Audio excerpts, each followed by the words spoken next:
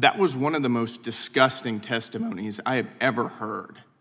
To have Hank come in here and lecture angel families about how they shouldn't be here, how we shouldn't be holding this hearing. What the hell is wrong with you guys? The reason they're here is because of open borders that you guys perpetrated for 4 years. And to come in here and to turn this into a MAGA Republican idiotic low IQ lecture is sickening. To whine about which seats they're in,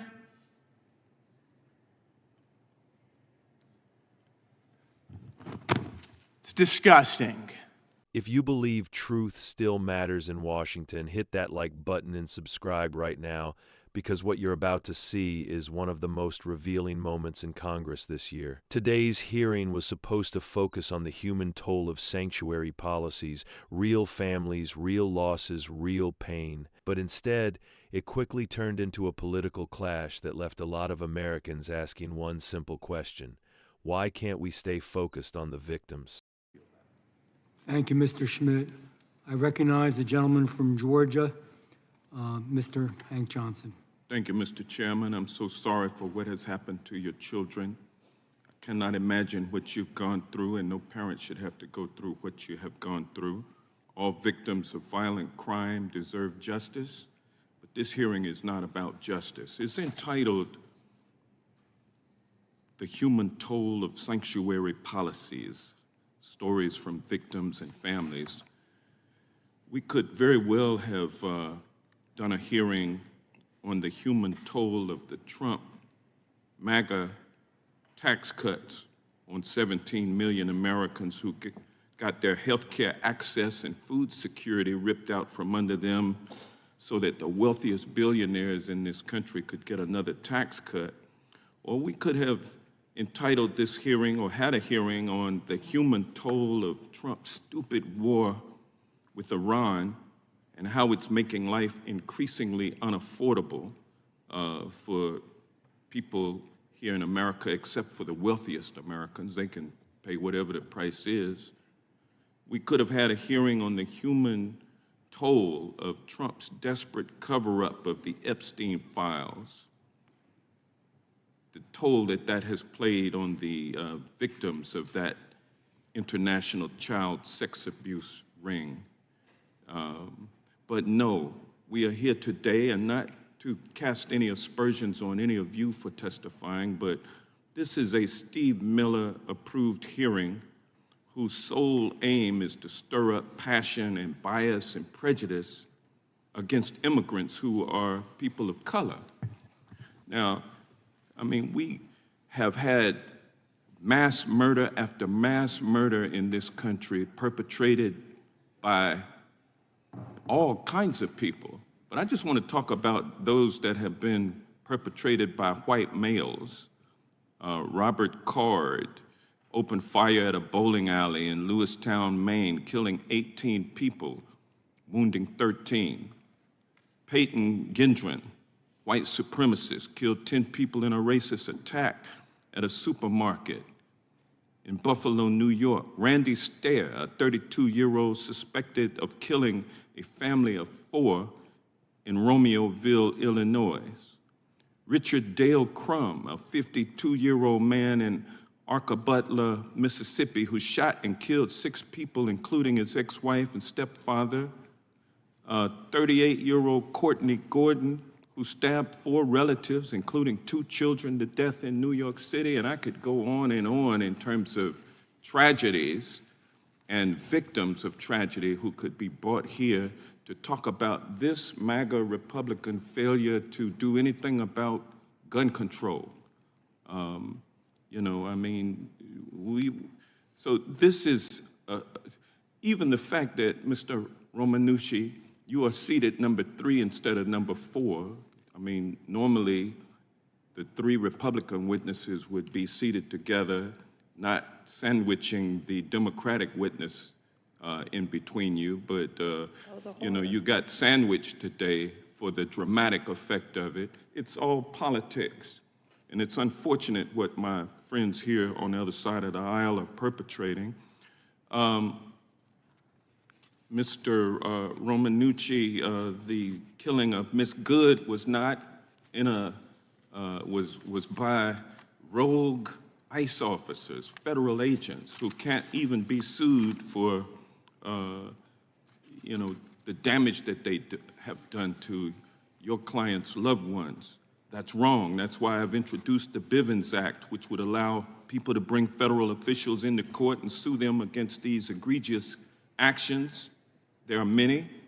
Certainly, they equate. I'm not minimizing the tragedy that is before us today with you three women, but the other tragedies at the hands of non-immigrants, just as important. My Bivens Act would ensure that all victims and their loved ones can get justice, even if the perpetrator is a government official. And that's why I've also introduced the Constitutional Accountability Act, which would establish that federal, state, and local governments have the same respondeat superior liability that private employers have for their employees. So there's much we can do to bring justice to those who have been aggrieved by tragedy. Congress, this MAGA Republican Congress, is incapable and unwilling to do anything in that regard, and that's unfortunate. I'm going to be the one who yields back after going only 11 minutes over. Thank you, and I yield back. Thank you, Mr. Johnson. Yes, that was 11 seconds over. Not 11 minutes, I would have been tapping the gavel.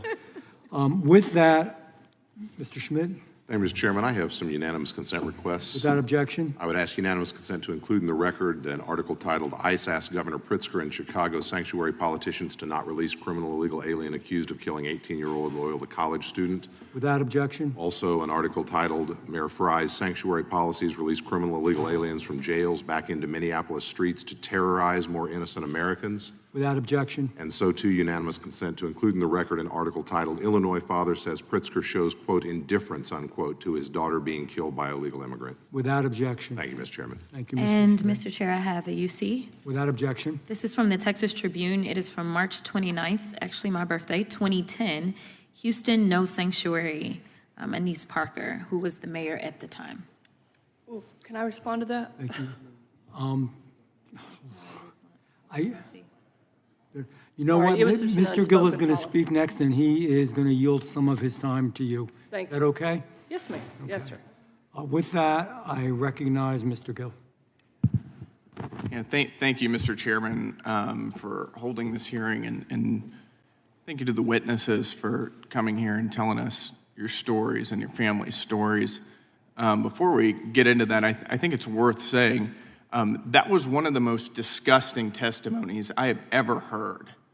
To have Hank come in here and lecture angel families about how they shouldn't be here, how we shouldn't be holding this hearing. What the hell is wrong with you guys?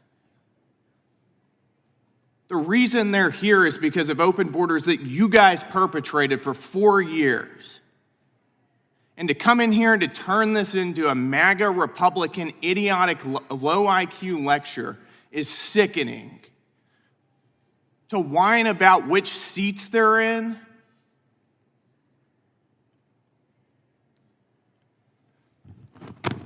it's disgusting. That said, I'd like to give you guys a chance to respond to some of the things that you've heard, and I'll start with you, Ms. Wilkerson. Thank you. I just wanted to say that it was a spoken policy of Houston to be a sanctuary. It wasn't written at that point, and so the suburbs around Houston followed that same policy. And these Parker's kind of laughable to me. This hearing could also be about why we're not, or people aren't voting. You know, there's a slush fund for people up here in these places that have committed crimes, or people have said, oh, you've raped and stuff. But, you know, this hearing could have been about that too, but it's not. It's about our kids that we lost, and about the very fact that Sanctuary City Policies is creating a haven for people that came to this country illegally. Thank you. You can put me in whatever order, in whatever seat. My tragedy is never going to be okay. I will be last, I will be first, I will be 42nd seat, if that's what you want. But we're so used to hearing everyone tell us, but we're sorry, please, here are condolences, but this hearing should be about this. This hearing should be about me, but it's not. Today's our day. Hear us. Leave your butts in your seat. I don't want to hear your butts. Our tragedies are disgusting. I still wait for my children to come home. It's not real to me. My 11-year-old, my 16-year-old, they're waiting for their car to come home with Brady and Hallie in it because guess what? It's evidence. We can't have that back yet. My garage stall is empty. So the girls say, Mom, we still think they're gonna come home and tell us all about the concert and celebrating their anniversary. Because the car's not here. They'll come home, won't they? We can't pick a headstone because that makes it too real. But you can sit here and tell us about what kind of hearing this should be. Renee Good is not the same as Angel family. She made a choice. She left her home that day, made the choice. Brady and Hallie didn't get a choice. Carissa didn't get a choice. Joshua didn't get a choice. They are living American laws, the American dream. They're trying to make this place better, and they were stolen by somebody who doesn't care. But give me all your butts. I'm used to it. I don't know if anybody has noticed, but I am not white. I wake up brown every day. I'm not sure what race has to do with any of this. There's 4 kids that we talked about today, and y'all can't seem to stay on topic for what? An hour of your time? You gotta bring up what about? No, we're talking about these 4 kids. We're talking about Angel families. Stay on topic. I don't want to talk about Epstein right now. That's another hearing. I don't want to talk about ICE detainees. That's another hearing. Right now, today, we're talking about sanctuary policies and how they have wrecked our families. Y'all come and y'all feed Carissa. You get her up from her bed using a crane. And then you tell me and lecture me what this hearing should be about.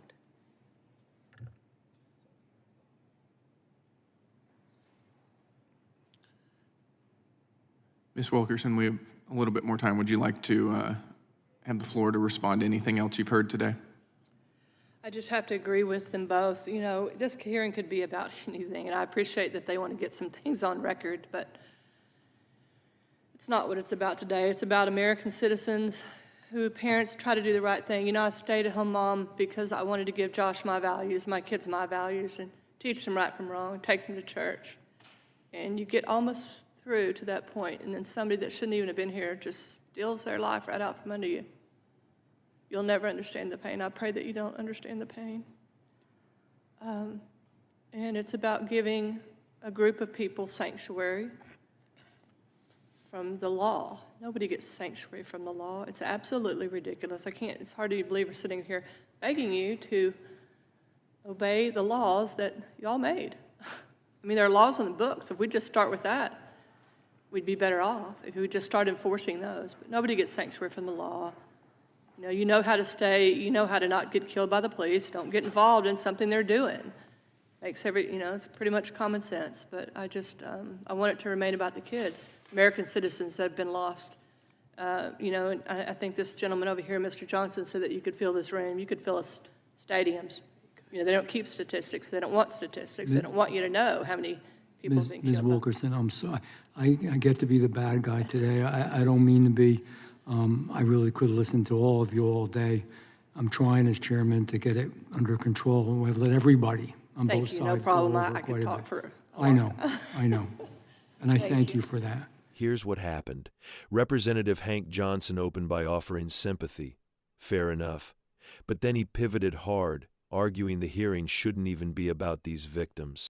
He brought up health care, foreign policy, even unrelated criminal cases, shifting the focus away from the families sitting right in front of him. Now, regardless of where you stand politically, That moment didn't sit right with a lot of people, because this wasn't a policy debate in the abstract. This was a hearing centered on grieving families. Then came the response. Representative Brandon Gill didn't hold back. He called the remarks disgusting and accused Democrats of turning a hearing about victims into a political lecture. His argument was simple.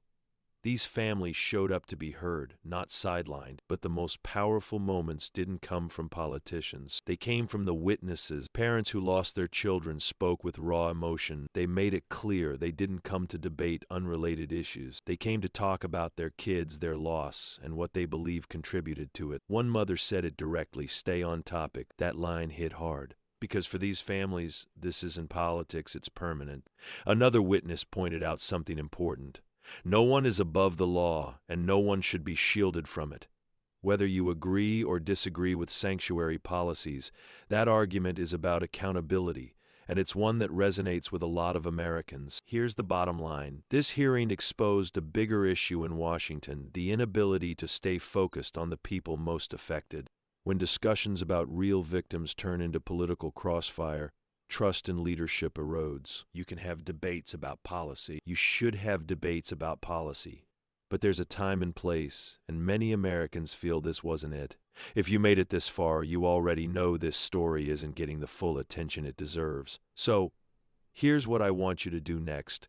Watch the next video on your screen, because it breaks down another moment where the narrative completely falls apart. And if you believe voices like these families deserve to be heard, hit like, subscribe, and turn on notification. This channel is about cutting through the noise and bringing you the facts, the context, and the moments that matter.